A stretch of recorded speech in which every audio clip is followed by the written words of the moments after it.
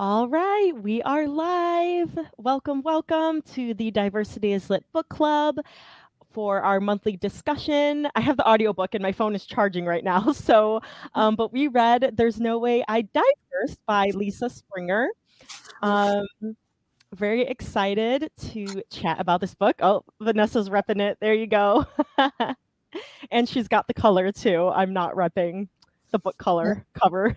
I was like, I can either go the pink route or the clown route. Um, but if you're new here, we are Diversity is Lit. We read one book by a BIPOC author every month and discuss it on my channel, like we are doing today.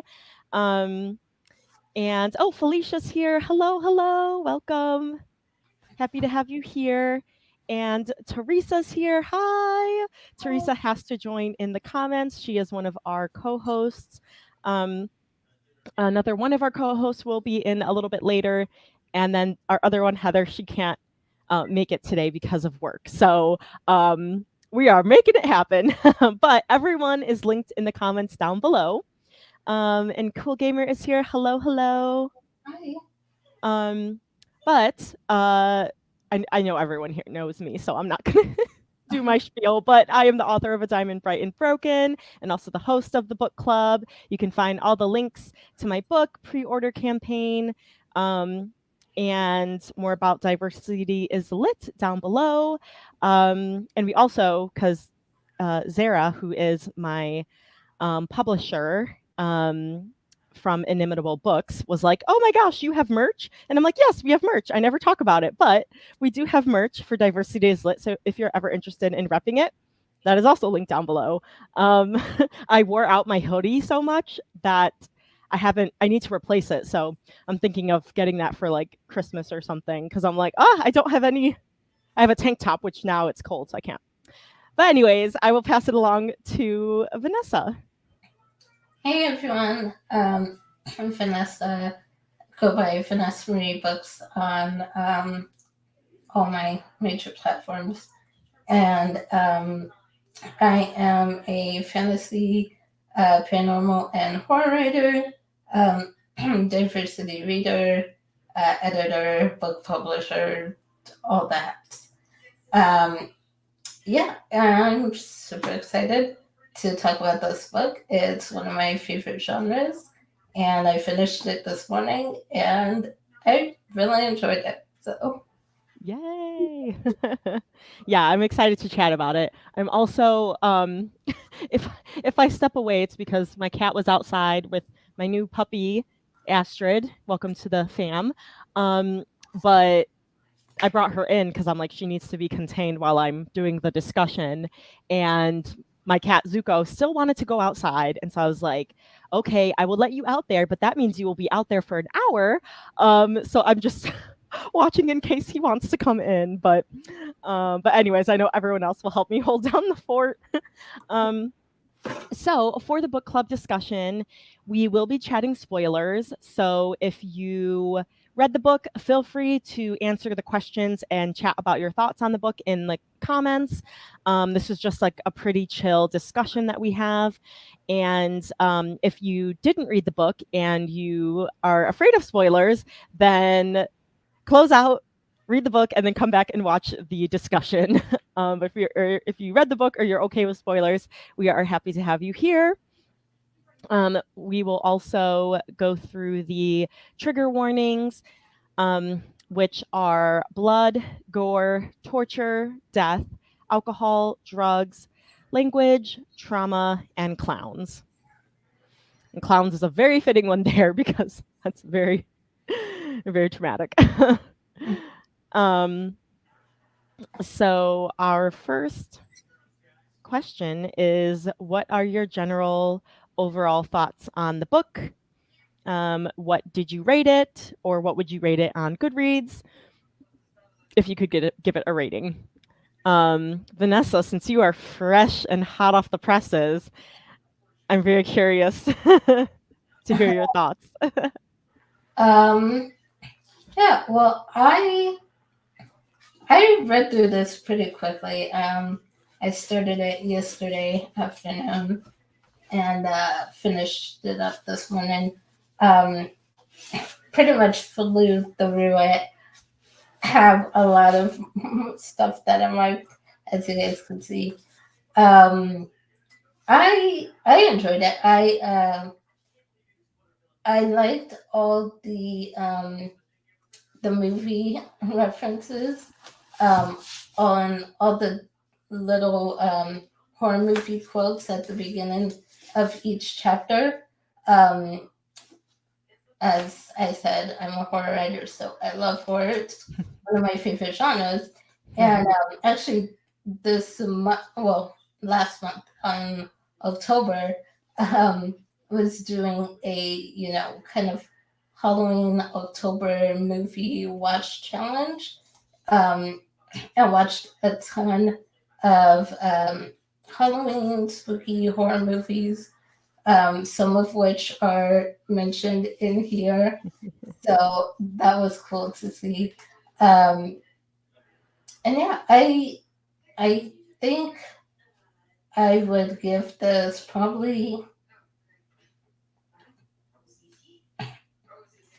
I'm leaning somewhere between 4.5 stars.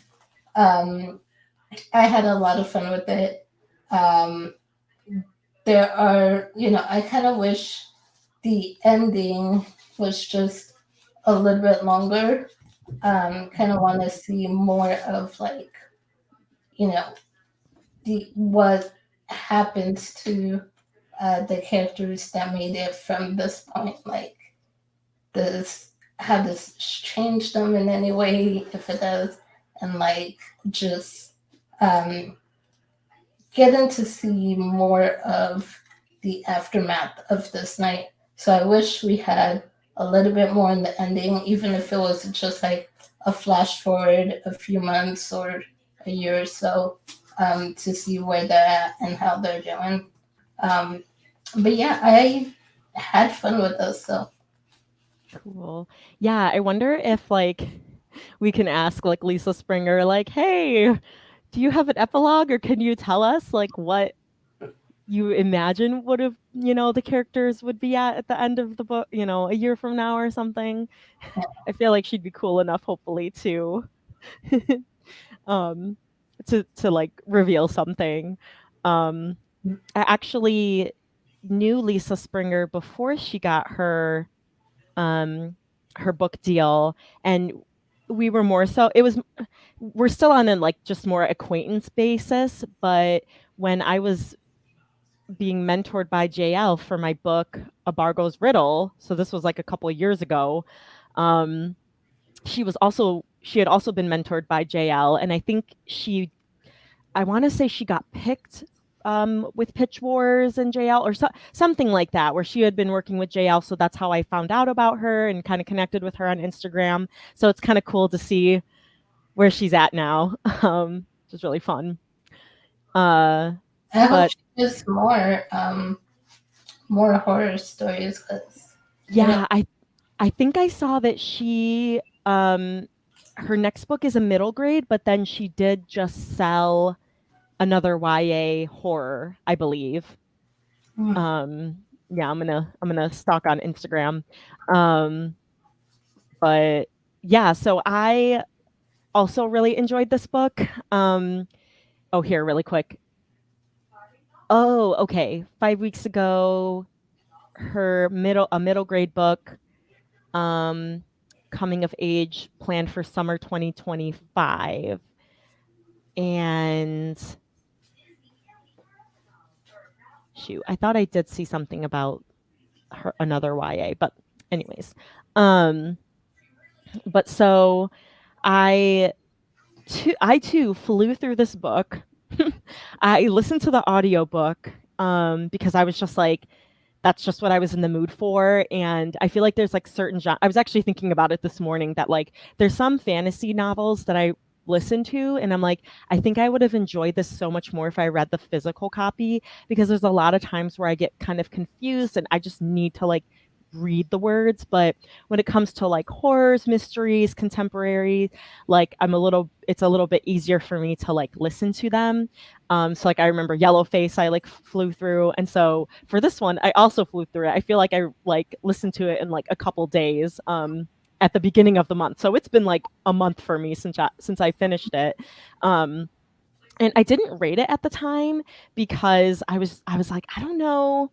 I was a little bit conflicted just because I like there were a lot of things that I liked, but then some other things that I wasn't quite sure about. Hello, Hi, Alicia. sorry I'm late. Hi. No, no worries. Would you like to introduce yourself? Sure. Thanks for waiting on me, and I appreciate it. I'm writer Alicia Grumley, and proud 7th-year participant in Nano.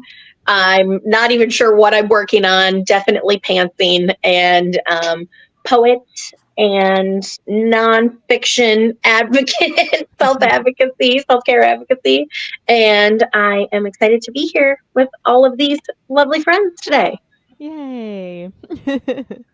Yeah, you may have missed Heather had her she usually has like 2 shifts and she like joins in the middle of the shift like on Yeah. her lunch break, but there was like 3 1.5 hour shifts and it just happened to be during this time, which she wasn't expecting. So she couldn't make it. Tease in the comments because her internet's going in and out. So I was like, we're rolling with it. It's fine. I feel like it's just kind of this year for a lot of us like this, Yeah, no, that's fine. But so I really enjoyed the audiobook version because of like the kind of raspy voice that the narrator, which I don't remember her name, the narrator had for the clown and for Gage.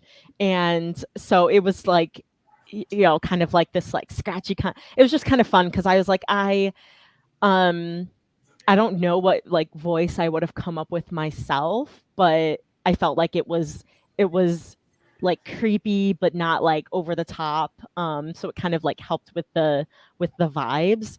I really like kind of like contained, what's it called?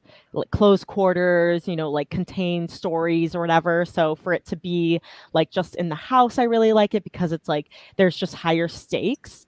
Um, and so the things that which made me like not rate it yet was because like, and I remember at the beginning, or when we had our last discussion, Vanessa had actually started There's No Way I Die First and had mentioned that there was like you were hoping there wasn't a lot of romance because it seems like that might have been a subplot.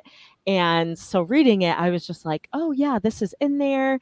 And I've read a lot of like, not a lot, but I've read some horrors or mysteries where I was just like, this is so out of place and it just like doesn't belong. It's really kind of off-putting and we're just trying to be scared and why are these people kissing, like they should be fighting for their lives. I did feel like this one was a little more appropriate because it wasn't so over the top. And it was a little more like, oh, the crush, and he's, Archer just happens to be there and they're trying to, make it out. And there were times I was like, is he the killer? And I was like, no, he's not. This would be too obvious for it to be him because she's so goo goo gaga over him.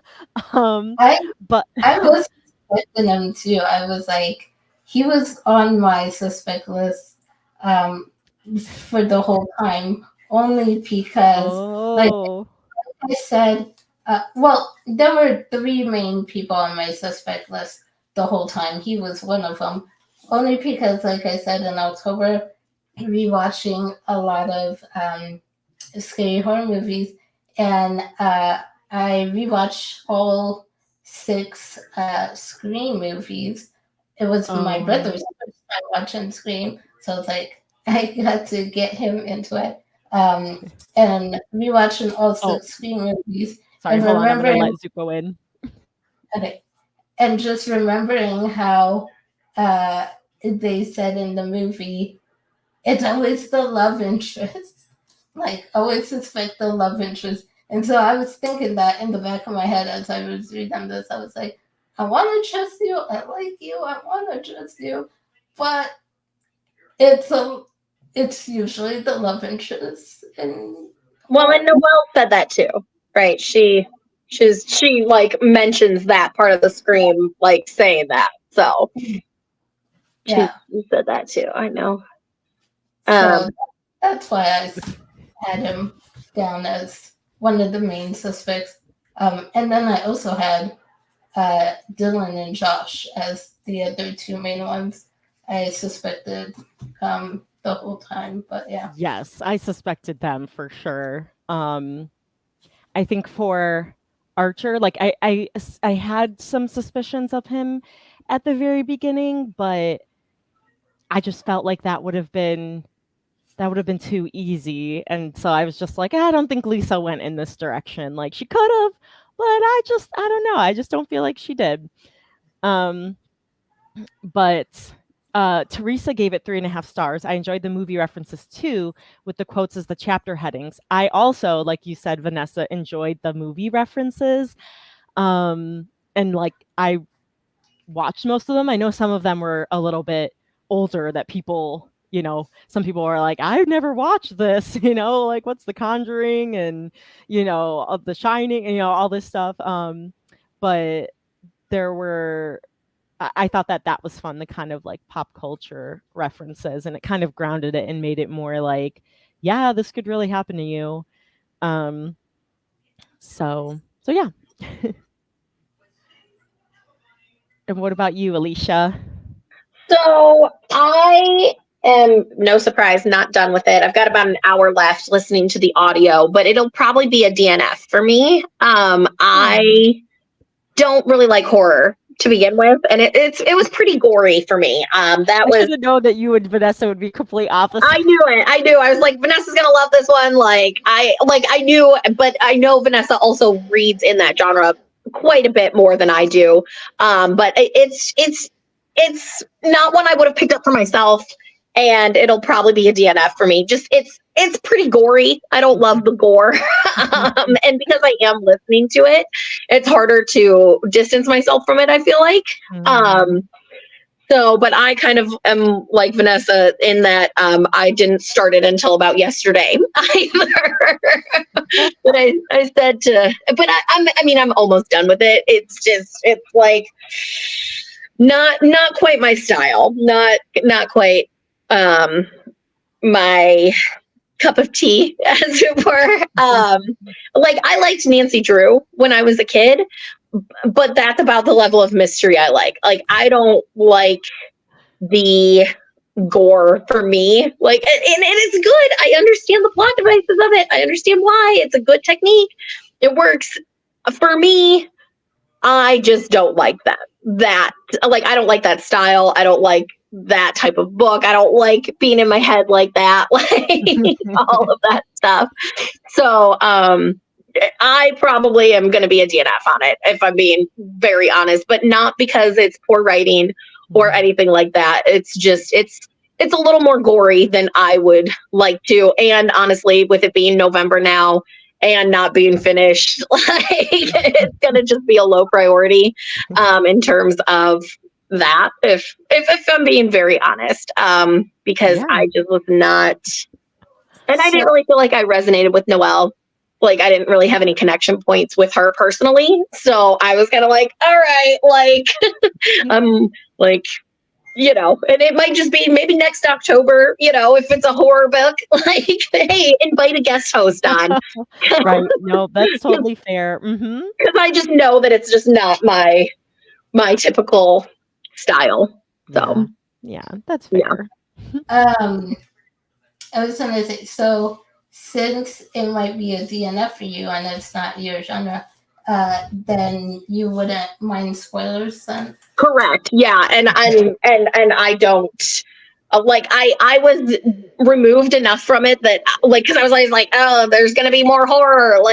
I didn't even have guesses. I wasn't invested enough in it to have a guess who the killer was, and I know I usually do have good guesses. So no, I don't mind the spoilers. Feel free to lay them out. Feel free to lay them out as they come. Teresa said she loves the gore. Yeah. I knew I was going to be on. I knew I was going to be on like kind of the outskirts on this one. Well, I also know Teresa's husband does like some horror themed videos. He's a horror movie buff, like all of that. So I'm not surprised that T loves the gore and all of that. But it's just for me, I'm like, oh, I'm a little squeamy about it. But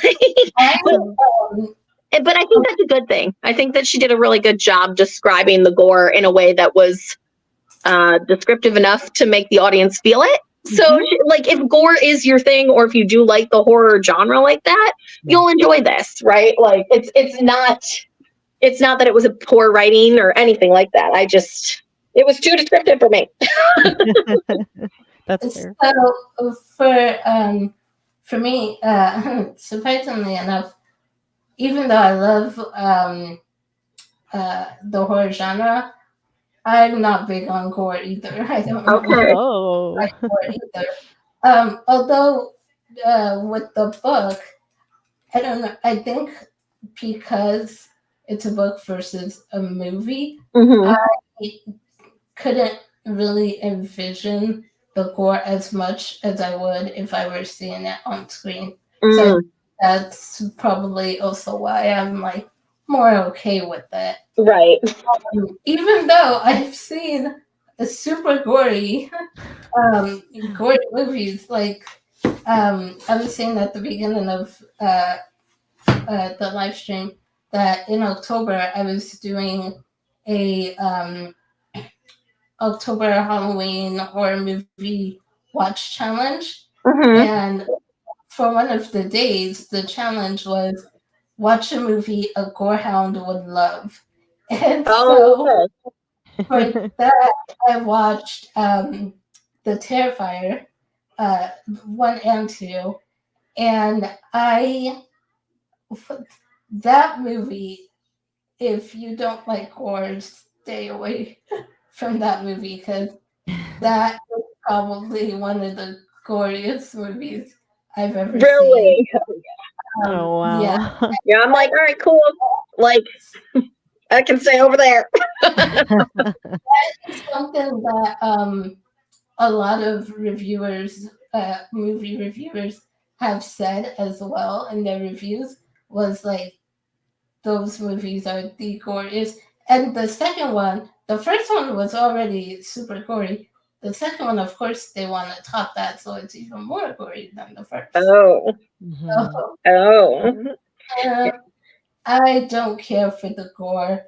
I actually almost didn't watch the second one, and the only reason I did was because of an interview I saw with the creator of the Terrifier series, and like he was kind of saying, there seems like there's no point to it, but there's a point and there's an intention that he has with it, and it's a series, so it's going to take time to like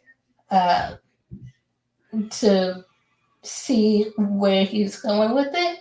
So it's like, okay, I'll try it, because the first one, I was like, I did not like the first one at all, and not because of the gore, but because there was really no storyline or plot or any characters to get invested in. And so like, this isn't a story. This is just watching someone kill people for the heck of killing people. Yeah. But I'm like, I still need a story.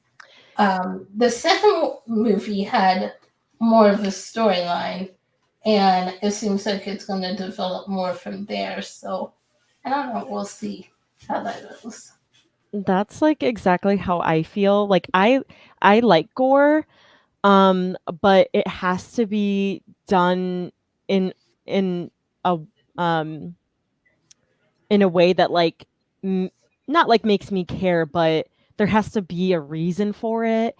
I remember like years ago, I had a patient of mine who like was like a movie buff and watched all these like horror scary movies and gave me this long list of all these movies, and ones that I liked were the ones where like there was a reason behind the killer doing what they were doing. They weren't just torturing for torture's sake. And the ones I didn't like, because I was realizing there was this theme, the one where it was like, oh, we don't know why this guy's just going into this person's, party and shooting at them, with arrows, and they don't know why, and you never find out who they are. They're just like, yeah, we're just going to torture these people. So I think that's why it's like there needs to be purpose behind the gore. Yeah. And then if there can't be like too much of it where it's like sometimes it can be hard. I mean, it's different to watch it versus read it, but I guess like where it's like I'm really, really invested in this character and like they are being tortured and it is very graphic. That's where it a little bit crosses the line. Whereas like, I mean, I'm watching anime and the person's like face is literally getting sliced, and falling off. And it's just like, okay, I can watch that because it's like, this is a demon. He's Right, just like it's slicing it. different. Yeah. And it's coming off, it is what it is, but when it's like a little more graphic and stuff. So, and maybe that I can see why that would be harder to listen to, Alicia, because you can't kind of like skim over the words Right. and just kind of go over it. You have to be like immersed in it Mhm. and get that visualization of it. So, Yeah. Yeah, but it's well written. It does what it set out to do, right? Yes. It fits the genre very well, I think, because like I try, even when I don't like something in my own personal style, like I can see, the writing techniques as a writer, and I can see how it would absolutely fit the genre. And, so I just because it's not for me doesn't mean it's not something I would recommend to someone who enjoyed something in the genre. And I'm just trying to be very clear about that, right? Right. like there's a very specific reason for me why it's not, but yes. I think that it served its purpose well. And this, I was just gonna say, this also reminded me a lot of Scream, which is one of my favorite franchises as well. And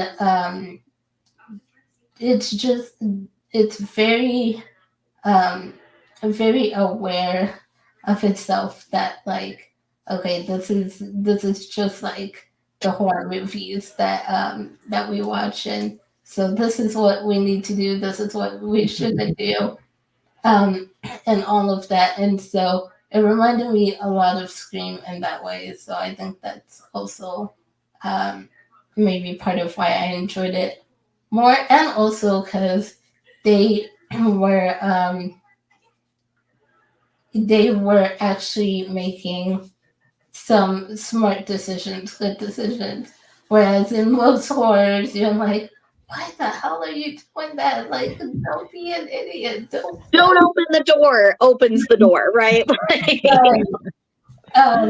And this one, and in that way, this reminded me a little bit of The Blackening, which I had mentioned in our group chat. That one was super funny when I watched it. They in The Blackening, they were smarter than your average horror movie characters, but they still made some decisions that I'm like, what?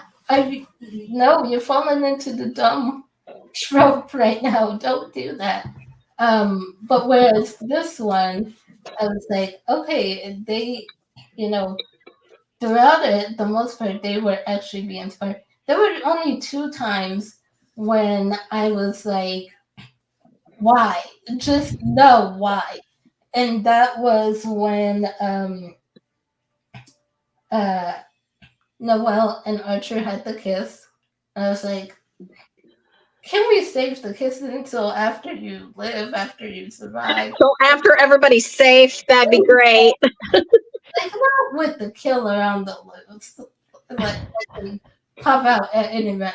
So that's the one thing why I don't like when they put romance in horror. I'm like, because that's what I was going to ask you. Like, did you feel like I mean, other than the kiss, did you feel like it was a distraction? Do you feel like it was okay? Was it necessary? Like, like what were your thoughts on the subplot? I mean, other than the when they stopped to kiss, it was fine, I think. Mm-hmm. I'm like, just you could have saved the kiss for the very end. Like ambulance and EMT and everyone was there. But yeah, I other than that, I wasn't distracted by the romance. I think it was minimal enough that it was done pretty well, unlike Mm-hmm. another book. Yeah. But yeah, I did like that. And then the other moment that I was like, don't be dumb, you guys, was let me see. It was towards the end, and this was when they finally got Archer down, and Dylan had grabbed the knife. Mm. But then they wasted time. Hold on, let me see. I'm like, y'all really do not want to survive, do you? I thought you wanted to be a fighter. I would not be wasting time on this. I'm here for that comment alone. You don't even want to survive. No, and that's how I feel sometimes with some characters in horror movies or books or situations. I'm like, you guys don't really want to survive, because I don't know what you're thinking when you have the advantage and you're just like letting the moment pass. That was, oh my gosh, that was one thing that annoyed me when I was watching the first Terrifier movie, because there was one moment where the character had the upper hand and she was so stupid, and she ends up dying for her stupidity. Where is it? I'm trying to find the chapter where they had knocked down Gage and Dylan ends up grabbing the knife. Mm. He gets the knife from him. Where is... I could have sworn that was towards the end. Yes, here. Okay, so let's see.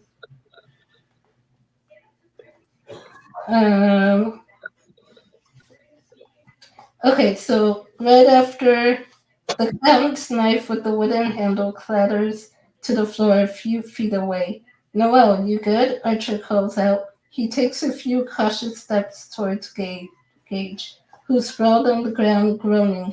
Dylan snatches the knife. Yeah, I answered from behind the sofa. Phew, you're smoking hot when you do chemistry, Archer says. A giggle escapes as I slowly rise and I let this joke slide. I point at Gage's smoldering body. What about him? Gage glares in our direction, his expression murderous. What about me? The voice changer attached to his neck is gone. His natural voice is cold and filled with sharp edges. The hairs on the back of my neck stand up.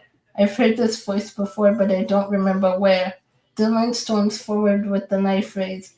This is for Kelsey, he says, moving in, but Gage reaches under himself, pulls the ring from a small black canister, and tosses it at us. So I'm just like, that whole part where I'm like, every second counts when you're in a horror situation. Every fucking second counts. And so the minute he was down and Dylan grabbed the knife, that's when you go in for the kill. That's when you stab, slash, like kill him. Don't waste time being like, are you okay? Yeah, I'm good. You're smoking hot when you do chemistry. Like, and banter And I'm like, you're giving them a chance to get up and get back at you. Yep. Why? Yep. Ugh. Yeah. Teresa said, well, she said, there were a lot of characters to keep up with. She watched The Blackening, which I put up on my thing because I'm like, I do still need / want to watch that. But she said, I thought they would have come together and tried to take the clown down sooner, which was something that I thought too, especially with like, you know, Noelle like knew the whole, you know, like she's like prepared, you know, she had the like getaway bag or whatever that bag was. Almost prepared. Yeah. And so it was just like, you would have thought like, it's like, all right, let's team up. Like it's what, like eight or 9 against 1. No, it's more than that. Yeah. It was like 12 of them. Well, So I even think more. 8 of them died and 4 of them survived. Okay, yeah. So they're just, you know, I too think it could have happened. But, you know, if it happened sooner, there wouldn't be a story, you know. So they kind of had to have it be like more of a slow burn with them coming together, and yeah. Or at least maybe there could have been an attempt, and then that like then something went wrong, and then that's what made them scatter, because they're like, we can't do that, like people are getting hurt or someone dies, and it's like, this isn't safe, we need to come up with another strategy, and then they split up or something. Yeah, because the first thing I thought was like how you said, it's a big group. There's 12 of them there, even if 11 if you don't count the traitor. But that's enough of them to be like, it's one clown. I think if you all attack him at the same time, you would win. Yes. And that's why I actually do like some of the things that happens in here, because like I said, even though some of it you do see them trying to be smart about things and make smart decisions, but it seems like the clown is like a step ahead of them with, like, you know, the way he was able to lock them in, and like they can't you know, the power's out, the doors and windows are locked, and they can't get out anywhere. So, you know, obviously he planned for that stuff as well. And so that's what I like about horror like that, that's smart, where it's like, you know, they and because I think also this is probably one of the downfalls, and maybe one of the reasons why a lot of horror characters in the genre are typically so dumb and make dumb decisions, because there has to be a way for the killer to keep going after them and getting them. But if you can make smart characters, as long as you make your killers smarter than your characters, that's all you need. You need a villain that's smarter than your protagonist. That's true. That's a good point. But I like that. Like that might be like in kind of a way that's like disconnected but connected from this. That might explain why I like, you know, the Disney villains so much, right? Like we've had conversations, I think, where I've mentioned that I like the villains. They're more interesting to me, right? And I think they're part of the more interesting thing is that they're more unpredictable, right? Because they're thinking outside the box. And it's like Jack Sparrow says in Pirates of the Caribbean, right? An honest man you can always trust to be honest, but a dishonest man, like, you know, like honestly, it's the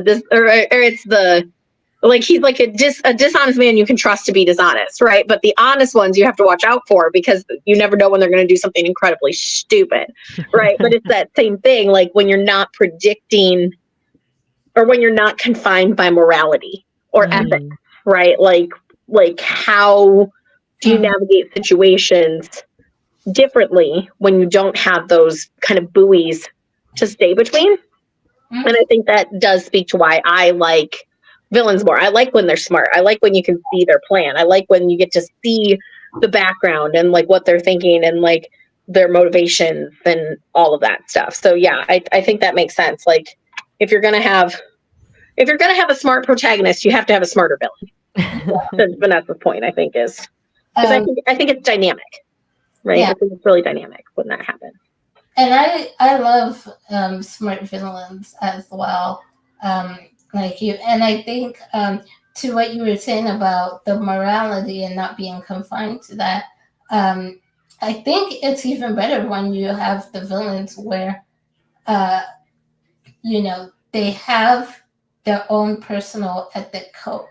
So they may do terrible things, they may hurt people and do horrible things, but there's a line that they never cross. So they have their own sense of morality and their own sense of ethics. Right. And it's like, well, it doesn't matter. Like the thieves code, right? Like that kind of infamous, thieves code, right? Like you never like cross a thief, like you never thief from a thief kind of thing, like or whatever it is, like, whatever that is. But there's always, or like, even if you think like in terms of like historically, like pirates, right? Like there's only certain things, like mutiny is the worst thing that can happen. Now that we're talking pirates, I guess I'm just into pirates.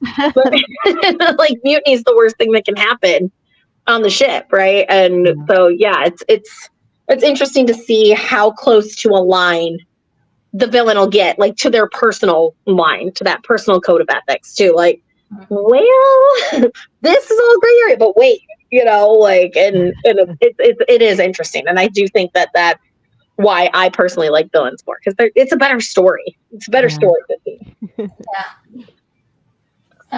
That's why they're my favorite as well. So. What'd you say, Vanessa? No, I said that's why they're my favorite as well. They're so much better. And ever knows you never split up. Gage kept making it hard for them. That is a good point. And I think Noelle even mentions that several times. Like, no, we can't split up. And she's like, I'm doing that thing that they always say to never do, but I gotta go get my key. I gotta go. And they're like, all right, well, I guess we're all going. Cleaner. I've never heard of that book. I don't know if I know that book, Teresa. Tell us a little bit about it if you want. Yeah, I don't know that one either. Yeah, I'm looking at. Oh, here we go. I don't know exactly where it was in the story because I listened to most of it, right? Well, what I've listened to or what I've consumed, of this story, I've listened to. But there was a line early on in the first couple of chapters that talked about. She's like, my parents, like. My fight against nepotism drips from my parents' faces like a leaky faucet or something like that. And I just thought that was a really good description. I really liked that. Like just as a singular quote, right? Like, and it was early on. And like I said, I couldn't necessarily pinpoint where because I was listening to it. But she was like, my parents, like disappointment in my fight against nepotism is dripped off their face like a leaky faucet or something. And I was like, "Ooh, good one!" Like, you could always kind of see that, which I thought was a nice quote. So once again, like there's good quotes, there's good description, and there's good story and good pacing. I feel like all those things. Like, if I were rating it for the book itself rather than personal taste, yeah, right, 3.5 or something like that, like I could see that, but just like personal taste, it's just not my style, which I know as a writer not everything I write is going to be everybody else's style either, and that's good, right? Like it's a good thing. That's what makes it count. Like, right, that's why we write and read, to find the pieces of ourselves. So Aw. Yeah, I wish I had I didn't like write anything down from since I like devoured Right. the audiobook. So I'm just like, shoot, I don't have quotes or anything. Like a little more like broad in my Impression. yes, Yeah. That's yes. a lot of quotes Oh and good. Bring them on, V. a lot of different stuff. I was thinking, let me see. Uh,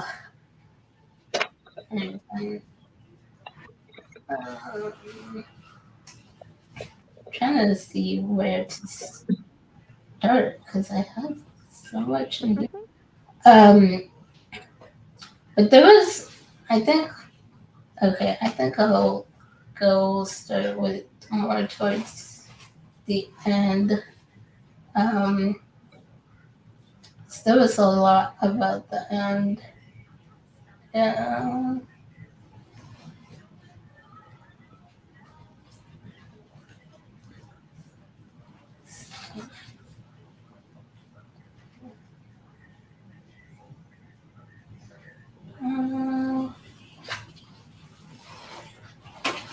Okay.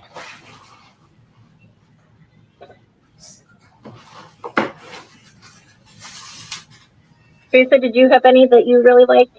Any quotes? You might be typing them in right now. But Teresa said something. The serial. The serial killer is a janitor for the cleaner at the police station that's investigating his crimes. But there is a copycat trying to claim his kills. So he goes out to find the person to take them out, and it goes bad. on a date? Oh my gosh! Take them out on a date? Aw, that's so funny. And it goes bad. That sounds great. To be like, that wasn't them, it was me. Oh, I gotta read this. Oh my goodness. That just sounds right up my alley. You can let me know how it is, Holly, because I probably won't read it. I will let you know. Yes. Oh my gosh. If it's on the Libby app, yes. Okay.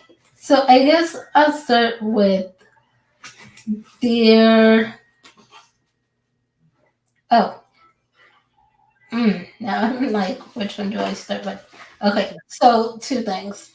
The motivations and the betrayal. I guess I'll start there. So at first, when they started revealing the motivations, I was like, I was just like, really? He's doing all of that because of that? Because at first it seemed like they were saying how like, Archer, took the song from this indie artist and then let his fans destroy her. Noel, paid to get the internship and then all this stuff. And I was like, in each, kid, they had their reasons why, what they did. Like one person created a social media platform, but then let hate groups kind of have their way on the platform or whatever. And I'm just like, I get that all of that is, obviously not good, but that is not like you deserve death worthy level of consequence. That's a good point. I just like all of this that they were bringing up. I'm like, how does this make them worthy to die? That is a really good point that you're bringing up. But I felt like, I guess, like, because I was so far removed, like, I didn't put that into like that clear thought. But as you're saying that, I'm like, yeah, like that ain't it, bro. That ain't it. Yes, I get. We want to see them have consequences. You want to see them, be punished in some way. but that is not like die punishment. But good news, we're all healthy enough, functioning enough adults that we don't see death as the end all punishment for these minor, and like not even like crimes, but like societal taboos almost, right? Like, because they're not like, I mean, paying off for your like internship. I don't like that, but and it is illegal, right? But it's not like, I don't know. Yeah, it's not quite the level of like death as a punishment. It's like you lose the internship, or like you have to repay that. Exactly. That's what I'm like. Sometimes what fails for me in a horror really is the killer's motives. What's the motives? And like, because if you're torturing these kids, playing games with them, which is another thing I will come back to. But some of the psychological games he played with them, I was like, oh, I like that. But just the fact that you're torturing them and then murdering them, and I'm like, at least make their wrongs or their sins on a level of something like, in like how we got in Luis Ortega's Survival Guide, where he's a rapist. I'm like, at least go after the rapists and the ones that are intentionally hurting other people. But you're going after kids that, like, one, are just making honest mistakes, and two, some of which they don't have much control over. So, like with Vivek, he didn't have the legal situation around it meant that his hands were kind of tied, even though he had good intentions. Right. So, like, you're going after kids that are, doing the best of what they got, and may not be able to change their circumstances much, rather than going after people who actually intentionally harm other people. Like, at least that, which is why I will say, which is why I was satisfied with Gage killing Josh. I was like, okay, yes, because that is the one death I'm like, you deserved it. Yeah, he was kind of a jackass throughout the whole thing, honestly. Yeah, well, and he turned out to be helping the killer. He's the one who paid the killer to come and do all this stuff. And then we also find out that he was poisoning his dad, trying to make him sick and kill his dad, just so he can get the money, because his parents were gonna cut him off. I'm just like, did he have a drug problem? Was he trying to be supporting his Xanax problem with the money, or was that not him? Well, it didn't really say he was trying to support it. It just that, like, his parents were gonna cut him off, and he was mad about, like, having to get a job after college and work, and like having to pay half his car insurance. I mean, I did say to my boyfriend that them being so rich was one of the things I was like, I can't relate to this. Like, I don't have a point of relation here. Yeah, like they're in like the top rich. 1% here. This is, yeah, I think that was a little bit hard for me too, because it was like, okay, some of these people are a little entitled. Yeah. So yeah, just all of that, the entitlement and the richness, and just like, him. Okay, so on page 262, well, you guys don't have the physical book, but on 262, this is when Josh is, revealing why he's doing this. He's like, that money, that's supposed to be my legacy. how am I supposed to live? And then a couple lines down, it says, but I showed him, Josh says, relaxing into the sofa. I showed all of you, didn't I? Do you have any idea what it feels like watching you with the helicopters, apartments, and custom design this and that? Everything is a flex for Insta. Meanwhile, in the real world, I'm applying for part-time jobs down at the golf club just to afford a ticket to Coachella next year. And Dad is even talking about me paying half of my car insurance. And I was like, seriously? Oh my God. I'm like, no wonder your parents are cutting you off, but their mistake was letting you become this entitled brat to begin with. Oh my God. So that was their mistake from the beginning, but like, oh my gosh, yes. So then at the end of that chapter, when Gage finally kills him, I was like, yes, the only death in this book that actually feels warranted and justified. Yeah. Well, and I don't know Lisa's background, right, at all.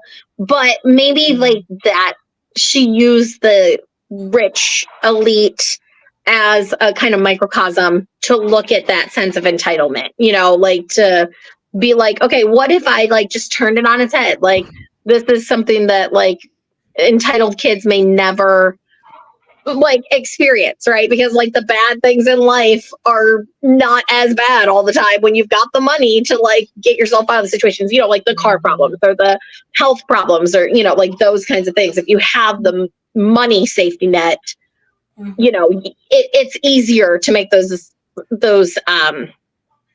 situations. It's easier to get through those situations if you're not also worried about where's the money coming from to get me through these situations, right? Not that it's making it easier when a loved one is dying if you're rich, right? But like the money provides a safety net. So maybe that's what Lisa was using. Like maybe that's why she set the cast of the characters of the book in this elite echelon to kind of give us all a microcosm of like, yeah, like this isn't the real world for most people, you know, and like this is the only kind of thing that would affect this eliteness, like because of the money. Not like this is the only kind of thing. Like, and once again, not that the rich people deserve to die. I'm not exactly like, you know, like the rich deserve to die because they're rich, right? Like that's not what I'm getting at. I'm just saying it's possible.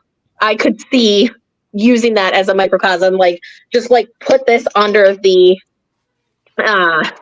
microscope, right? And it's almost like Lord of the Flies in a way. It's kind of like a Lord of the Flies in a like it's like Lord of the Flies meets Gossip Girl. And the like those would be the comps I would use, I think, for that. Because you're looking at right, like you're looking at those like the group setting, you're looking at like things that wouldn't necessarily happen to like kind of the average person, right? Like in Lord of the Flies, like most people are never going to be stranded on a desert island and it's going to be a group of 12-ish boys and they have to figure out, and like you're looking at that hierarchy and how those social classes meld and like point together and all of that. But then like the Gossip Girl of like the echelon, the upper echelon, and the consequences of the actions, right? And a little bit of the mystery and all of that.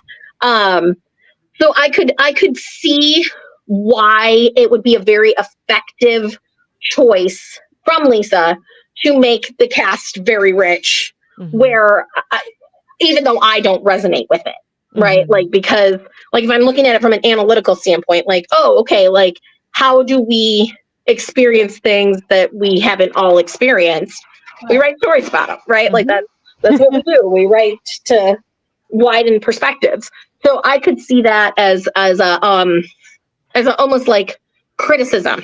That's like she's using that. I could see that she would be using the cast being rich predominantly as a criticism of classism. Yeah, and she does do that. I was getting to towards the end. Okay. Which is why I'm like, that's why I was saying before, the initial reasoning they gave for why Gage was doing all this stuff, I was like, no, this is a weak motivation. Right. I can't get into it. But then we see later on revealed it's this mindset of the way the classes works and how capitalism has really just screwed our entire society. So it's just a few privileged elite at the top, and like everyone else has to work their butts off and not even be able to get half as much. And so there is that discussion she brings in towards the end about capitalism and the way our society is set up. And there's I think I had marked down a quote that I think it was Gage that said, I'm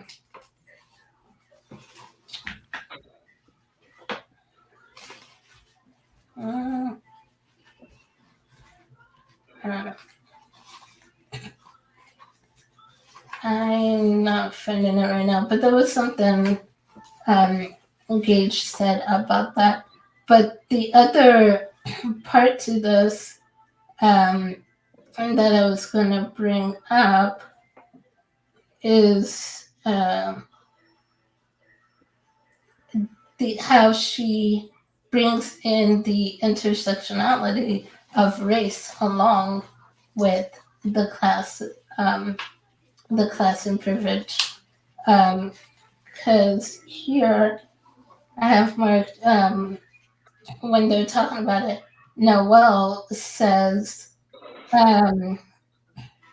let's see.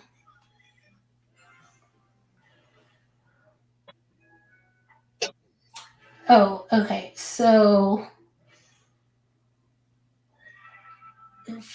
first off, Gage says, it wasn't supposed to be like this. At first, I just wanted to give you a good scare.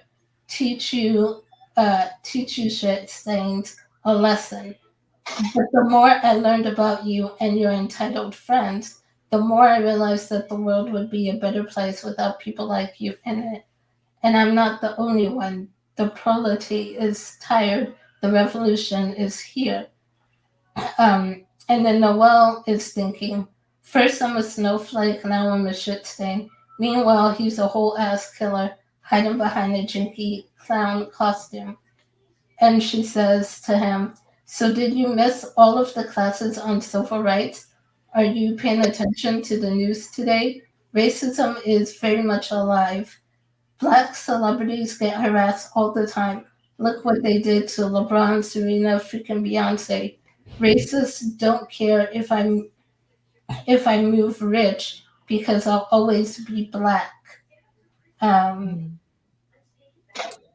then let me see. Skipping down.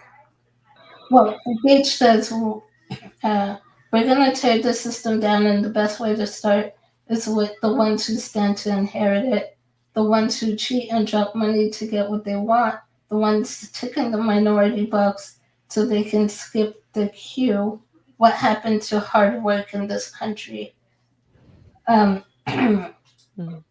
then, so this is Noelle. I'm on the roof, but might as well be in the twilight zone. Inherit the system? I almost laugh out loud.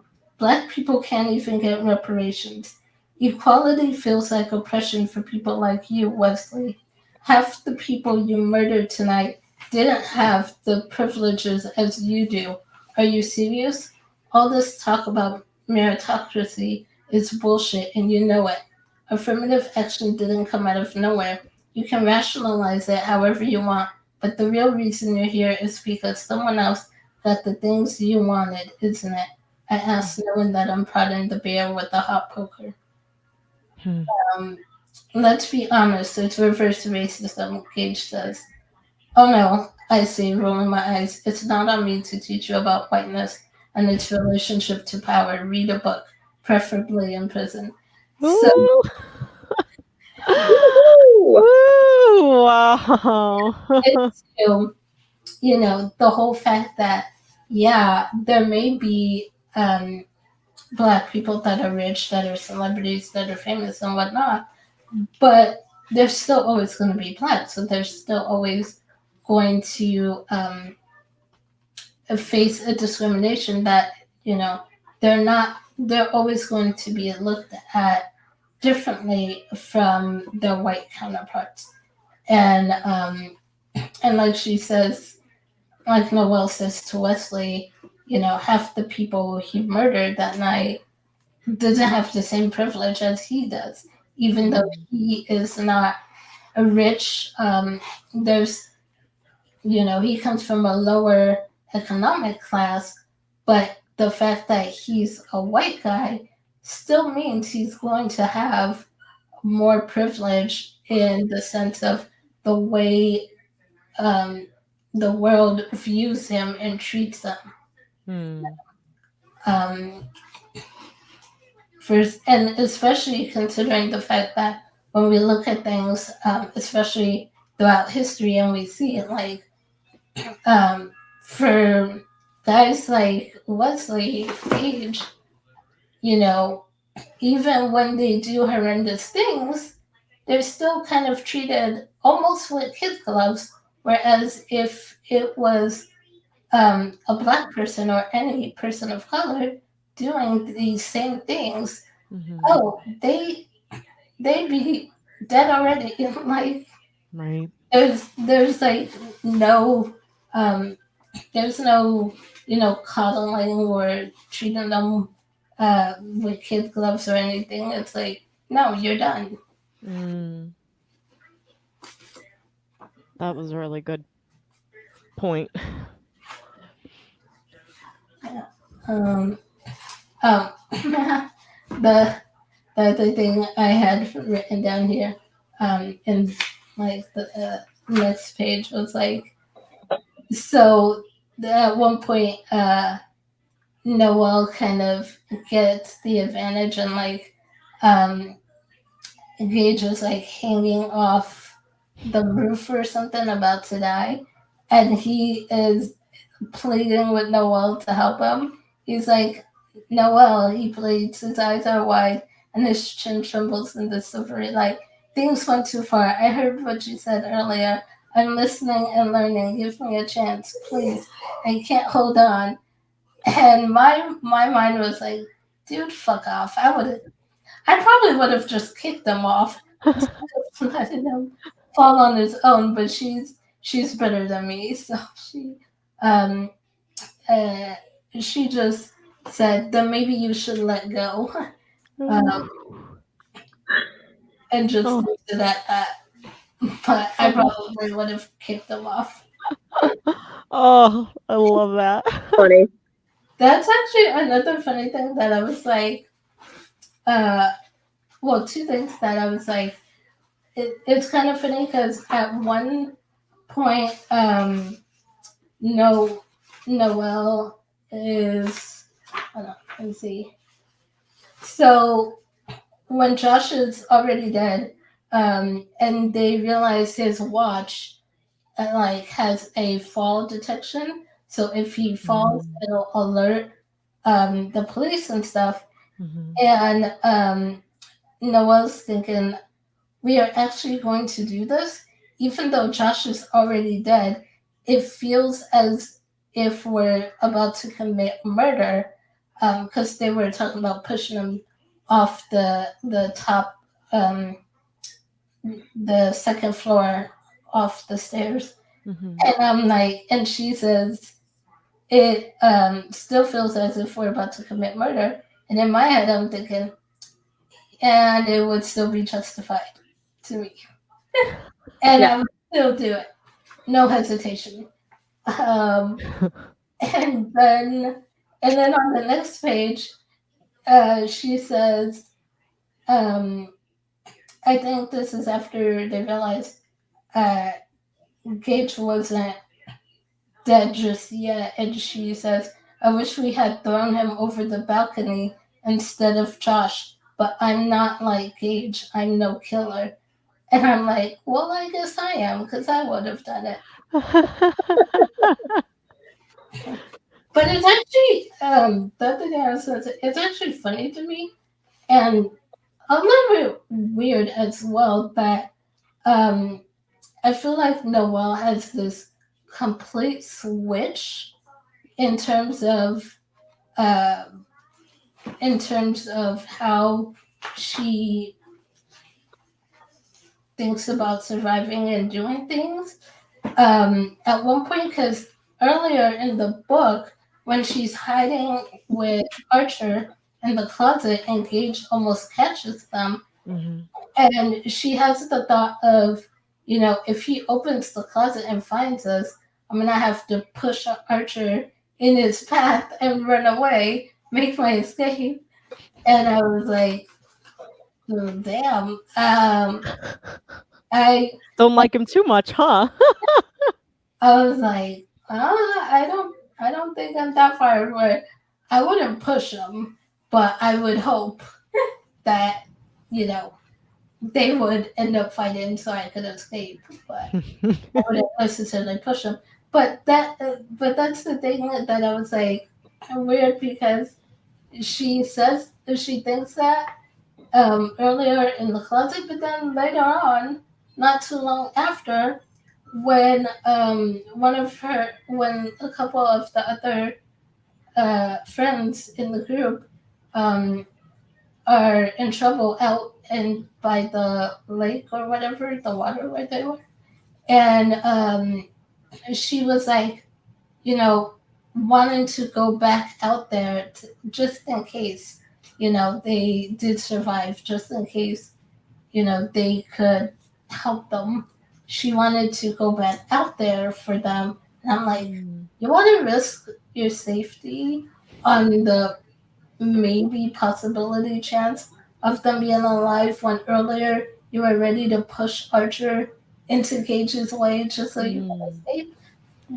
I don't get that quick turnaround. Well, I think maybe it had to do with who it was. It was Dee, right? Like, that was out there, and that was like someone she said had been raised like a sibling to her, right? So, like, I don't know if it had been anybody else, if she maybe would have felt the same, but because, when she came back in, she described, she's like, and I felt my heart shatter wide open, right? Like, at the thought of losing Dee. Like, and I mean, it was everybody else too, but it was because Dee was out there. DeMarco. So I wonder if that has something to do with that part of the switch. Like, yes, I agree that pinpoint, like, because I've gotten to that part. The part that I haven't, or that I just finished, she just revealed to Archer that she paid her way in for high priority. Which, if I had been more invested in her as a character, and because I felt it even then, I was like, and I liked you so much until that point. Like, like, you messed it up, girl. Yeah, I don't like that, but like, it's because like I wanted. I'm done with it. It tough. Sorry. I don't know what I was saying. Oh, just like that moment of like, oh, I don't like that feeling. Like I expected better of you. Ouch, ouch, ouch. You're just like the rest of them. Ouch. Yeah. And that was, but like, I wasn't like, I felt the ouch of it, but it was more like a paper cut than my arm being cut off by a chainsaw. Right? Like, it was, good analogy. Thanks. Thought you'd all appreciate that. But yeah, just that moment. But I agree that was kind of where the switch happened. But I kind of attributed it to it being because it was Dee who was out there as one of the people, right? And like, because and then she goes into saying like, or Noelle goes into saying like, became a lifeguard because of this. Like, this is literally his biggest fear. And like, she's like, that's my person out there, one of my people out there, Yeah, that makes sense. But I am almost at a point where I am floating, and I'm going to need to get off the screen very quickly. So I was going to say, I don't know if there's any final thoughts or if I have anything else, but I'm going to have to make a quick escape here fairly soon, Okay. if not. Okay. I'm okay to wrap up. Is there anything else you wanted to say, Vanessa? I'm good to wrap up, I think. Okay. If we have any lingering thoughts, we can chat in the Goodreads group or on Discord. But I think we had a really good discussion. And oh my gosh, my book is so far away for our because I was gonna start it today. Our Shadows Have Claws is the November book of the month, which is an anthology. An anthology, right? We try and do an anthology or something shorter in November because of Nano usually. So yeah, a whole bunch of short stories, really good. So check that out.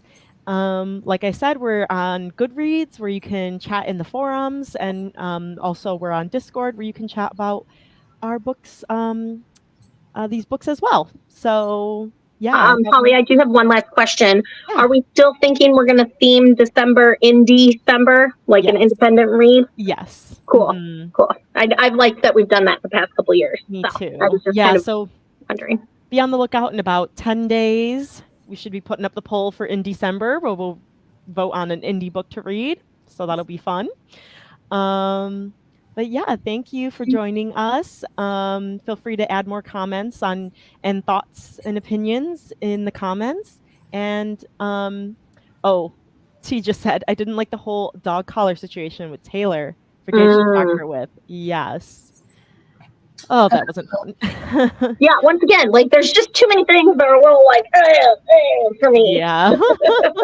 Also, it's to shock them with Taylor. It's non-binary. Yes, them. Yeah, thank you. So, that's not acceptable, right? Like that's We didn't get into that, but I thought that was the other thing that I was like, again earlier when Alicia, when you were saying about the morality and how we were discussing how each person has their even villains have their own set of ethics and moral compass. Right. What I noted in the book and I wrote down was, Gage being as crazy and serial killer as he is, he used they, them pronouns for Taylor and never misgendered them. Which was great. Wow. Yeah, that is a great point to bring up. And I appreciated getting to see a they them representation and not as a like side character, right? Like definitely a supporting character, definitely not Noelle as the main character, but it was really nice to see I would say like a rising in the representation prominent role. Yeah, prominent. That's a good. And I was like thinking like screen or page time, right? Because Taylor was one that was on screen quite often or on page quite often. That I appreciated. So yeah, that is a nice point to bring up, Vanessa. That even in the villainness of Gage, that he used the appropriate pronouns for Taylor. Right. Yeah. Good last point. Yeah. Okay, you guys, thanks for watching, and we will see you guys next month. Same place. Same time, same place. We're going to time